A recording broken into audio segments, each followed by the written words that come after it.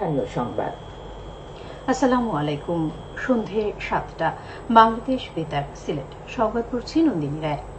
গত 24 ঘন্টায় বৃষ্টিপাত না হওয়ায় সিলেটে নদ নদীর পানি কিছুটা কমেছে, তবে এখনও জেলার কুশিয়ারা নদীর 4 পয়েন্টে পানি বিপদসীমার উপরে প্রবাহিত হচ্ছে। ভারী বৃষ্টি ও পাহাড়ি ঢলে গত 2 দিন সিলেটের নদ নদীর পানি বেড়েছে, তবে জেলার কোথাও বন্যা পরিস্থিতির সৃষ্টি হয়নি। আজ সকাল 9টা পর্যন্ত সিলেটের কুশিয়ারা নদীর অমরশীদ, শেওলা, ফেঞ্চুগঞ্জ ও শেরপুর পয়েন্টে পানি বিপদসীমার উপর দিয়ে প্রবাহিত হচ্ছিল। গতকালও ওই 4 পয়েন্টে পানি বিপদসীমার উপরে ছিল, তবে আজ পানি কিছুটা কমেছে। এদিকে হবিগঞ্জের খোয়াই নদীর পানি কিছুটা কমলেও বন্যা পরিস্থিতি অপরিবর্তিত রয়েছে। নদীর সব পয়েন্টে পানি বিপদসীমার উপর দিয়ে প্রবাহিত হচ্ছে। পানি উন্নয়ন বোর্ডের কন্ট্রোল রুম সূত্র জানায়, আজ সকাল 9টায় খোয়াই নদীর পানি বাল্লা পয়েন্টে 191 সেন্টিমিটার, শায়েস্তাগঞ্জে 153 সেন্টিমিটার ও শহরতলির মাছুলিয়ায় 165 সেন্টিমিটার উপর দিয়ে প্রবাহিত হচ্ছে। 5টি উপজেলার 22টি ইউনিয়ন বন্যা কবলিত হয়ে 8,240টি পরিবার পানিবন্দী হয়ে পড়েছে। জেলা কৃষি সম্প্রসারণ বিভাগ জানায়, 373 হেক্টর রোপা আমন বীজতলা, 6,726 হেক্টর আবাদকৃত রোপা আমন, 1,945 হেক্টর আউশ ও 468 হেক্টর শাকসবজি বিনষ্ট হয়েছে। এদিকে শায়েস্তাগঞ্জ জংশনের অদূরে লস্করপুরে খোয়াই নদীর উপর রেলওয়ে ব্রিজ ঝুঁকিপূর্ণ হওয়ায় বৃহস্পতিবার দুপুর থেকে সিলেটের সঙ্গে সারা দেশের রেল যোগাযোগ বন্ধ রয়েছে। জেলা দুর্যোগ ব্যবস্থাপনা ও ত্রাণ অফিস সূত্র জানায়, জেলায় 33,468 জন ক্ষতিগ্রস্ত হয়েছে। 116টি আশ্রয় কেন্দ্র খোলা হয়েছে। এ পর্যন্ত 140 জন আশ্রয় নিয়েছে। বন্যার্তদের জন্য 965 টন চাল, 1560 প্যাকেট শুকনো খাবার ও 23,27,500 টাকা বরাদ্দ দেওয়া হয়েছে। এদিকে মৌলভীবাজারের বন্যা পরিস্থিতির আরও অবনতি হয়েছে। মনু নদীর ভাঙন থেকে জেলা শহর রক্ষায় সেনাবাহিনীর ইঞ্জিনিয়ারিং টিম কাজ করছে। গত রাত 8টা থেকে শহরের বন্যা প্রতিরক্ষা বাঁধের নিকটবর্তী 1 কিলোমিটারের মধ্যে দোকানপাট বন্ধ করে লোকজনকে নিরাপদ আশ্রয়ে সরিয়ে নেওয়া হয়েছে। পাশাপাশি সবাইকে নিরাপদ স্থানে সরে যেতে জেলা প্রশাসনের পক্ষ থেকে মাইকিং করা হচ্ছে।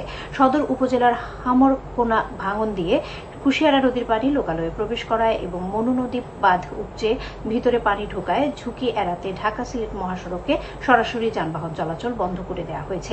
অপরদিকে মনু নদীর বাঁধ ভেঙে রাজনগর, কুলাউড়া এবং জুড়ি নদীর ভাঙনে জুড়ি ও বড়লেখা উপজেলার লোকালয়ে পানি প্রবেশ করায় আঞ্চলিক সড়কগুলো সহ উপজেলা সড়কগুলো 3 থেকে 4 ফুট পানির নিচে তলিয়ে গেছে। জেলা সদরের সাথে 5টি উপজেলার সড়ক যোগাযোগ বিচ্ছিন্ন রয়েছে। বন্ধ হয়ে গেছে মৌলভীবাজার, ফেঞ্চুগঞ্জ, তামাবিল সড়ক যোগাযোগ। এছাড়া জেলার প্রধান 3টি হাওরে পানি বৃদ্ধির ফলে 7টি উপজেলার 3 শতাধিক গ্রাম এবং 5টি পৌরসভার প্রায় 32টি ওয়ার্ড প্লাবিত হয়েছে। পানিবন্দী হয়ে পড়েছেন প্রায় 5 লাখ লোক। জেলা প্রশাসন জানায়, বন্যায় 7টি উপজেলা ও 5টি পৌরসভা এলাকায় এখন পর্যন্ত 84টি আশ্রয় কেন্দ্র খোলা হয়েছে। আরও 75টি আশ্রয় কেন্দ্র প্রস্তুত রাখা হয়েছে।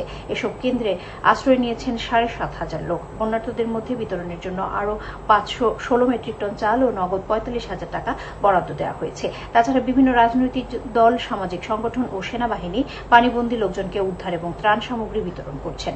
শহরের বিভিন্ন স্থানে বাঁধ উপচে আবার বাঁধের নিচ দিয়েও পানি ঢুকছে। আজ বিকেল পর্যন্ত 25,000 জিও ব্যাগ ফেলে ভাঙন ঠেকানোর চেষ্টা চলছে।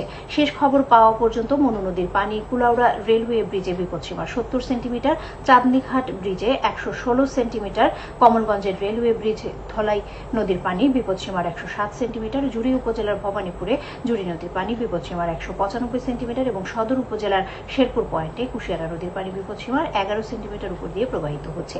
তাছাড়া হাকালুকি, কাওয়াদিঘি ও হাইলা হাওরের পানি প্রায় 4 থেকে 5 ফুট বৃদ্ধি পেয়ে লোকালয়ে প্লাবিত হচ্ছে। এদিকে সুনামগঞ্জে প্রায় সবকটি নদীর পানি বৃদ্ধি পেয়েছে, তবে কোথাও বিপদসীমা অতিক্রম করেনি। দিনভর রৌদ্রোজ্জ্বল থাকায় জনজীবনে স্থবিরতা কেটেছে। অন্তর্বর্তী সরকারের পরিবেশ ও পানি উপদেষ্টা সৈয়দা রিজওয়ানা হাসান বলেছেন, নদী খননের আগে নদীকে দখলমুক্ত করতে হবে। দখলদারদের অনেক বড় বড় স্থাপনা রয়েছে, যেগুলোতে বৈষম্যহীনভাবে অভিযান চালানো হবে।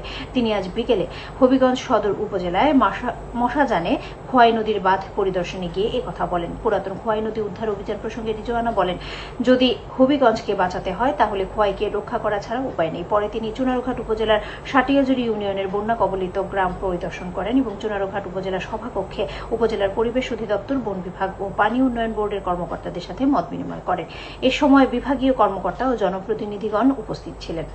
মৌলভীবাজারের কমলগঞ্জ উপজেলার আদমপুর ইউনিয়নে বন্যায় ক্ষতিগ্রস্ত 700 পরিবারের মধ্যে 10 কেজি করে জিয়ার চাল বিতরণ করা হয়েছে। আজ উপজেলা প্রশাসনের সহায়তায় ইউনিয়ন পরিষদ প্রাঙ্গণে এসব ত্রাণ সামগ্রী বিতরণ করা হয়।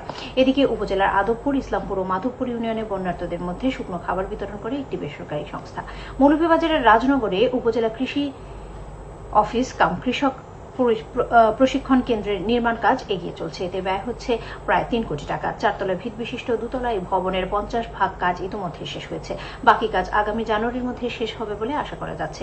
গণপূর্ত অধিদপ্তর এটি বাস্তবায়ন করছে। সবশেষে আবহাওয়া রাত 1টা পর্যন্ত পূর্বাভাসে বলা হয়েছে, সিলেট সহ পার্শ্ববর্তী এলাকায় আজ কোনো সতর্কবাণী নেই এবং কোনো সংকেতও দেখাতে হবে না। আজ সিলেটে সর্বোচ্চ তাপমাত্রা ছিল 35 ডিগ্রি এবং সর্বনিম্ন 25.7 ডিগ্রি সেলসিয়াস। বাতাসে আর্দ্রতা ছিল সকালে 80 এবং সন্ধ্যায় 64%। আগামীকাল সিলেটে সূর্যোদয় হবে ভোর 5টা 30 মিনিটে এবং অস্ত যাবে সন্ধ্যে 6টা 19 মিনিটে। সংবাদ শেষ হলো। পরবর্তী স্থানীয় সংবাদ প্রচারিত হবে আগামীকাল সকাল 8টা 10 মিনিটে। আল্লাহ হাফেজ।